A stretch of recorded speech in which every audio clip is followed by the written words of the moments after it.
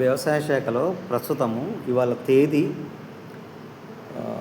4 September 2025 రోజు రైతులందరూ పంట నమోదు చేసుకోవాలి. ఈ పంట నమోదు చేసే క్రమంలో మన వ్యవసాయ విస్తరణ అధికారులు మీ పంటల సందర్శన చేస్తారు. కానీ పంటల సందర్శన చేసేటప్పుడు మీ పొలం గట్లు, మీ ఏరియా, మీ సర్వే నెంబర్లు, మీ సబ్ సర్వే నెంబర్లు గుర్తుకు ఉండవు.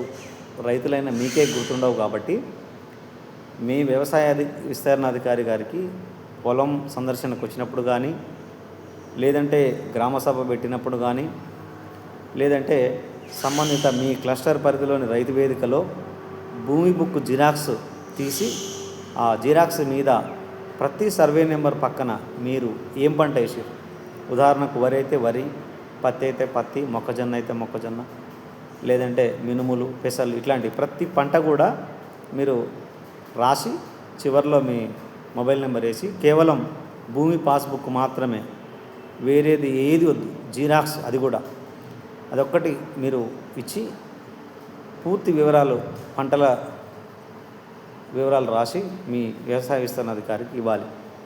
లేదంటే మీరు తప్పకుండా ఈ పంటల నమోదు చేయించుకోకపోతే మీకు రైతు బంధు తప్పకుండా పడదు. ఎందుకంటే పంట వేసిన వారి రైతులకు మాత్రమే పంట పెట్టుబడి ఇద్దామని ప్రభుత్వం ఆలోచనలో ఉంది. కాబట్టి